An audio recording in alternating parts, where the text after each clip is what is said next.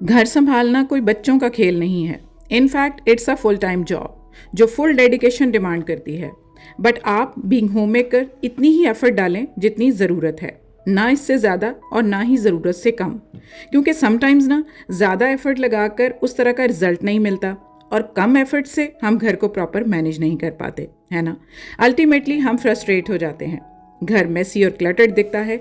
सो आज की वीडियो में कुछ स्टेप्स शेयर कर रही हूँ जिनको फॉलो करके आप मैक्सिमम घर के हर कोने को मैनेज कर पाएंगे इंशाल्लाह और फ्रस्ट्रेट नहीं होंगे। So let's get started.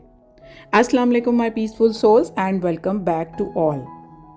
So dears, अपने दिन की एक अच्छी सी शुरुआत करें। मतलब सुबह अर्ली उठकर अल्लाह को याद करके हस्बैंड और बच्चों को रुखसत करने के बाद अपना मॉर्निंग ड्रिंक ज़रूर कंज्यूम करें और उठा लें एक पेपर और पेन और पेन डाउन करें वो ज़रूरी काम जो आज के दिन में या एटलीस्ट इस करंट वीक में आपको करने हैं। और एक बात याद रखें कि छोटे छोटे टास्क रखेंगे ना तो ईजिली मुकम्मल कर पाएंगे। बड़े गोल सेट करेंगे तो पूरे नहीं हो पाएंगे, बीच में ही रह जाएंगे किसी भी वजह से, तो हम मायूस हो सकते हैं। इन अदर वर्ड्स 5 मिनट्स या शॉर्ट टास्क अच्छे से कंप्लीट हो जाते हैं और हमें खुशी देने के साथ साथ मोटिवेशन भी दे जाते हैं नेक्स्ट काम करने की, है ना। अगर आपको कोई ऐसे एक ही दिन में पूरे किचन की डीप क्लीनिंग या एक ही दिन में सारे घर के कारपेट्स वॉश करने का कह दे, या आपको पूरे घर के हर फैमिली मेम्बर की वार्डरोब सेट करनी हो एक ही दिन में, तो एक ही गो में करना ज़रा मुश्किल है। सो एक पेपर पर मेंशन करें जो इम्पॉर्टेंट काम जिनको करना बहुत ज़रूरी है, जैसे आपका किचन जिसको किसी भी हाल में आप ओवरलुक नहीं कर सकते, तो आप पॉइंट्स में मेंशन कर लें। जैसे नंबर 1 पॉइंट में किचन में प्लास्टिक या दूसरा सामान जो हम डिस्कार्ड कर सकते हैं या जो डैमेज हो गए हैं क्योंकि उनको अब हम प्रॉपरली यूज़ नहीं कर रहे और ना ही उनकी कोई भी हमें डिमांड है, ज़रूरत है। नंबर 2 पे आप लिख लें वो एक्सपायर्ड प्रोडक्ट्स, मसलन आपके जो पैकेट्स हैं सूजी, मैदा वगैरह, आटा वगैरह जिनको आपने निकालना है जो अब एक्सपायर हो चुके हैं। नंबर 3 पे किचन में कौन सी ऐसी क्रॉकरी है जो टूट चुकी है, क्रैक हो चुकी है या पुरानी होने की वजह से अब इस्तेमाल में नहीं है और स्टिल आपके किचन में जगह लिए हुए है, तो उसको मेंशन कर लें। नंबर 4 पे रखें किचन के अलावा अपने मेकअप में से कौन सा एम्प्टी या एक्सपायर आइटम है जो आपको निकालना है। 5th पे बच्चों के जो बुक शेल्फ है उसमें कौन कौन सी चीज़ें हैं जो मज़ीद यूज़ नहीं हो रही वो निकालनी है। इस तरह घर के बाकी कॉर्नर से जो गैर ज़रूरी सामान पड़ा है उसकी लिस्ट तैयार कर लें। लिखा हुआ हर काम लिस्ट की सूरत में आपके हाथ में होगा ना तो आपको टारगेट मिल जाएगा, कोई कॉर्नर ओवरलुक नहीं होगा। सिस्टमैटिकली वक्त और सहूलत के मुताबिक आप इन सब कामों को ईजिली मैनेज कर पाएंगे और पूरा घर बिखरने से बच जाएगा। जी, तो दूसरा मेन स्टेप ये है कि जब आपने अपनी लिस्ट तैयार कर ली ना, अब आपको टारगेट मिल गया है कि आपने क्या करना है, तो लग पड़ें। अब सबसे पहले आपने क्या करना है कि आप जितने भी घर के सर्फेसेस हैं ना, बच्चों का अगर स्टडी टेबल है, कोई और टेबल है, डाइनिंग है, बेडरूम है, इन सब सर्फेसेस को ना अगर वो मेसी हुए हुए हैं, चीज़ें बिखरी हुई हैं, तो उनको सबसे पहले आप उनकी जगह पर रख दें। बिलीव मी, आप इन सब चीज़ों को ही अपनी जगह पर रख देंगे, समेट देंगे ना, तो आपका घर एकदम नीट और टाइडी लुक में आ जाएगा। वैसे तो बच्चे जब छोटे हैं या बड़े हैं उनको स्टार्ट से ही खुद से अपनी सारी चीज़ें सेट करने की आदत डालें कि वो अपने स्टडी टेबल को, अपनी बाकी चीज़ों को, अपने बैग को, बुक्स को, हर चीज़ को खुद अच्छे से समेटें, मैनेज करें। लेकिन समटाइम्स ऐसे होता है ना कि बच्चों के पास टाइम नहीं होता या ओवरलुक कर जाते हैं या वो अपने एग्ज़ाम्स में किसी और स्केड्यूल में बिजी होते हैं। तो बीइंग अ मदर आपकी ये ड्यूटी है कि अपने ही घर को एक टाइडी लुक देने के लिए ना उनकी जो भी रेलिवेंट प्लेसेस है, उनकी स्टडी टेबल है, कुछ भी है, उसको साफ़ कर दें। तो जब आप घर को सेट करने लगें, मतलब घर की बिखरी हुई चीज़ें समेटने लगें, तो कोशिश करें सबसे पहले बेड मेकिंग कर लें और डाइनिंग एरिया सेट कर लें, ताकि अगर कोई अचानक गेस्ट आ जाए तो घर कोई फैला हुआ या बिखरा हुआ अनटाइडी ना लगे। और वैसे भी अगर बच्चे स्कूल से आ जाएं तो उन्हें अपने अपने रूम साफ़ मिले, क्योंकि समटाइम्स ना हम उठते ही नाश्ते खाने, बच्चों के और हस्बैंड को भेजने से फारिग होकर लॉन्ड्री में बिजी हो जाते हैं अगर हमारा लॉन्ड्री डे है तो। और साथ साथ हमें खाना भी आज का जो भी बनाना है उसके बनाने की एक टेंशन होती है, तो हम खाना बनाना शुरू हो जाती हैं। और अगर बेडरूम्स और बाकी सरफेस एरियाज ऐसे के ऐसे ही पड़े रह जाएं तो घर अनटाइडी रहेगा और हम बाकी चीज़ों में बिजी हुए होंगे सो ट्राई करें कि घर के काम स्टार्ट करते ही ना अपनी बेड मेकिंग और अपने जितने भी सर्फेसेस हैं, डाइनिंग एरिया है, आपका स्टडी टेबल है बच्चों की, आपकी कोई भी कॉफ़ी टेबल है या आपकी टीवी कॉर्नर है, शेल्फ है, कुछ भी सर्फेसेस है ना, उनको आप एकदम साफ़ सुथरा कर लें ताकि आपका घर टिप टॉप रहे। बिलीव मी, इन दोनों एरियाज़ को सेट कर देने से ही आपको जनरली एक नीट और टाइडी लुक लगेगी सारे घर की। और इसमें बेस्ट पार्ट ये है कि इसमें किसी हेल्पर की आपको ज़रूरत नहीं है। लाइक ये वाले जो काम होते हैं ना, मैं नहीं समझती कि किसी हेल्पर के करने वाले होते हैं। ये जो सरफेस की क्लीनिंग और ये क्लटर को उठाना, घर मैसी जो हुआ होता है उसमें चीज़ें उठाकर अपनी जगह पर प्रॉपर तरीके से रखना और इन सब चीज़ों को डेडिकेटेड प्लेस दे देना, ये तो उठते बैठते चलते फिरते ही हम कर लेते हैं। और इस तरह के काम हेल्पर्स उस डेडिकेशन के साथ कर भी नहीं रही होती, जितना मर्जी हम उनके सर पे भी खड़े हो जाएं। तो ये काम जो है ना, चलते फिरते करने वाले वैसे से भी हमें एक सुकून दे रहे होते हैं। तो अपने घर को इस तरह से सरफेसेस को साफ रखें और टाइडी लुक दें। उसके बाद ये है कि हमें हमेशा इस तरह के ना क्लॉथ बैग्स या मैश बैग्स जो शॉपिंग के साथ आ जाते हैं ना अक्सर, या फिर हम अगर इस तरह के क्लॉथ बैग्स नहीं रखते, मैं तो वैसे ये एक डेडिकेटेड मैंने थैला बनाया हुआ है जिसके अंदर पेपर बैग्स, मैश बैग्स, जितने भी हमारे शॉपिंग के साथ जैसे इम्तियाज़ से, अल्फता से इस तरह के बड़े बड़े मैश बैग्स आ जाते हैं, बड़े ही अच्छे रह जाते हैं अगर हम इनको संभाल के रख लेना।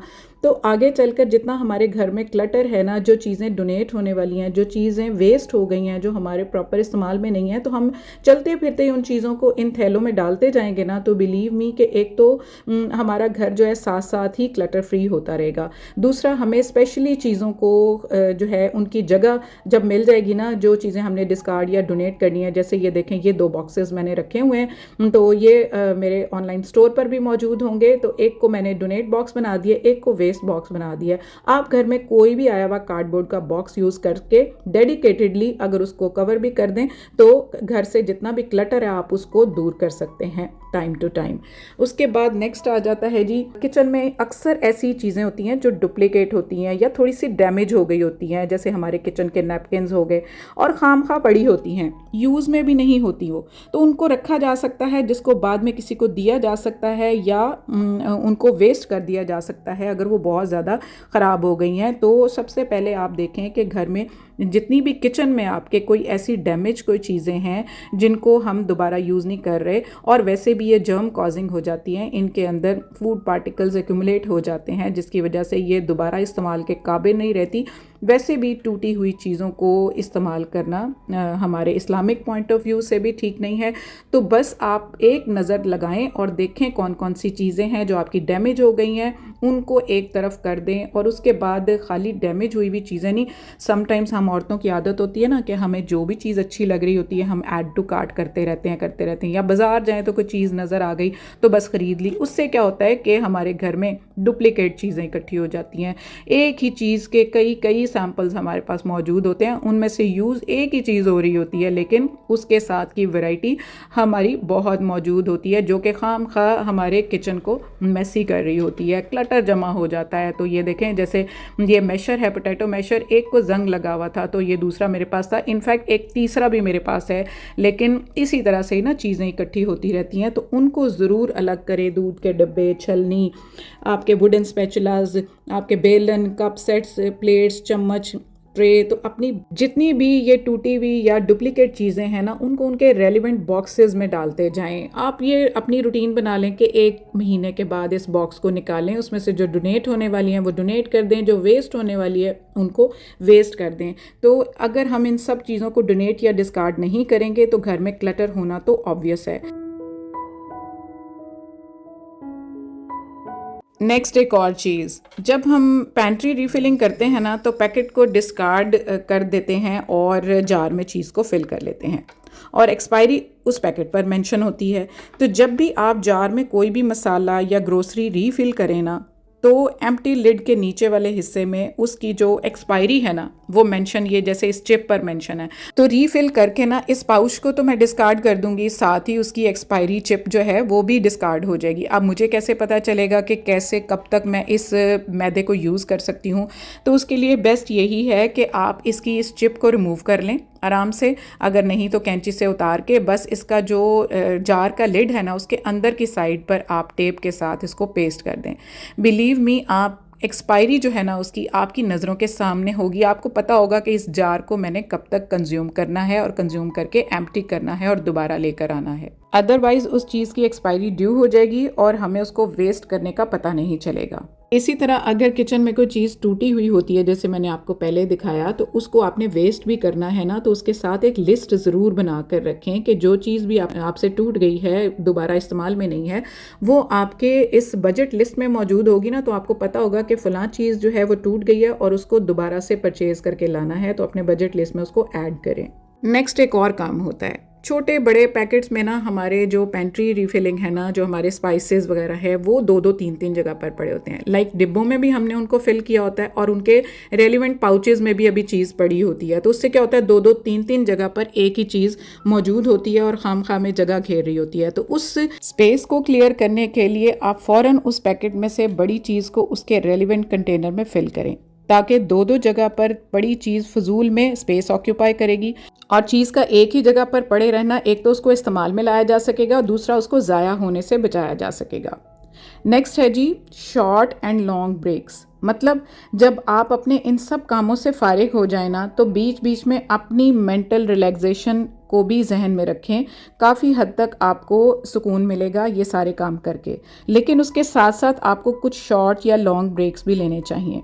इसमें आप खुद के लिए या बच्चों के लिए कोई अच्छी सी हेल्दी रेसिपी ट्राई कर सकते हैं, अपनी मी टाइम को एंजॉय कर सकते हैं, क्योंकि माय डियर्स, डीक्लटरिंग सिर्फ घर की नहीं, अपने माइंड की भी होनी चाहिए। तो सिर्फ काम काम और बस काम का स्ट्रेस भी हमारे माइंड को टेंशन्स और स्ट्रेसेस का क्लटर एरिया बना देता है और हम खुद को ना एनर्जेटिक फील नहीं करते, जल्दी थक जाते हैं। सो लॉन्ग या शॉर्ट ब्रेक्स का माइंडफुली इस्तेमाल करते हुए कोई अच्छी सी बेकिंग या कोई भी अच्छी रेसिपी जो आपको पसंद है चीज़, वो बनाएं और वो भी हेल्दी बेकिंग आपके माइंड को स्ट्रेस और टेंशन से आज़ाद कर देगी। ये मेरा अपना एक्सपीरियंस है और आपको नेक्स्ट टारगेट्स को ईजीली अचीव करने के लिए खुद को आप रेडी कर पाएंगे।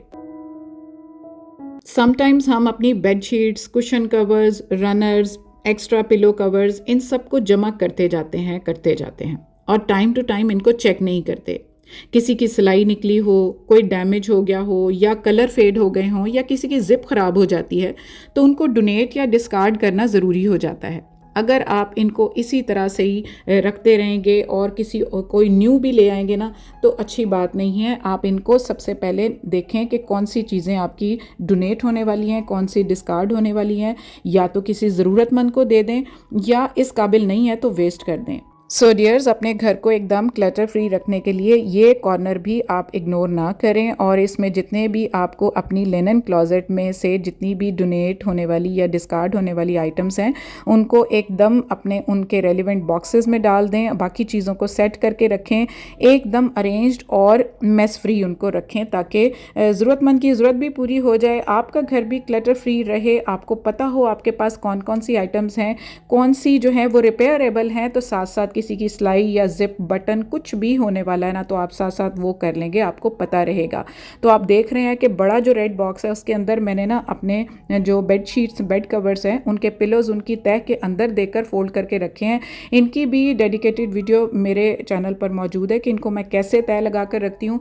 बड़े बॉक्स में वो डाल दिए, उसके साथ जो रेड बॉक्स नज़र आ रहा है उसके अंदर सारे एक्स्ट्रा पिलो कवर्स हैं और ये जो अब मैं तह लगा रही हूँ ये सारे रनर्स वगैरह और मैट जितने भी घर के यूज़ होते हैं वो सारे इन रेलिवेंट बॉक्सेस में है। तो हर चीज़ सॉर्टेड हो गई है, सामने है और डोनेट और डिस्कार्ड होने वाली आइटम्स को जाकर मैं उनके बॉक्स में डाल दूंगी, तो मुझे पता होगा कि ये चीज़ें जो हैं वो देने वाली हैं और मेरा ये वाला सेक्शन एकदम क्लटर फ्री हो गया है।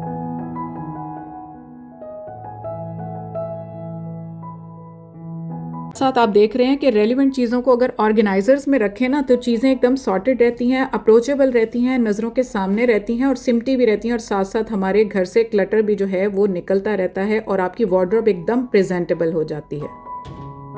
आप जी, घर में नॉर्मली पहनने वाले जूतों के लिए एक शू रैक का होना तो ज़रूरी है, लेकिन उसके साथ साथ हर फैमिली मेंबर की ड्यूटी है कि घर में आने जाने के वक्त शूज़ को उनकी जगह पर रखें, अदरवाइज इनका क्लटर भी देखने में बहुत अनटाइडी और घर को मैसी लुक देगा। स्पेशली शू रैक अगर ओपन है तो शूज़ को जब भी आप उतारें तो उनको उनकी जगह पर रखें और ओपन शू रैक है तो याद रखें कि आप साथ साथ ना जूतों को क्लीन भी करते रहें, 1 or 2 a वीक, तो उससे आपके जो शूज़ हैं वो एकदम साफ़ सुथरे लगेंगे। टाइम टू टाइम जूतों को भी चेक करते रहें कि कौन सा जूता डैमेज है या साइज़ का नहीं रहा, तो साथ साथ उसको भी डिस्कार्ड करते रहें ताकि एक्स्ट्रा जूतों का खामखा क्लटर ना बने।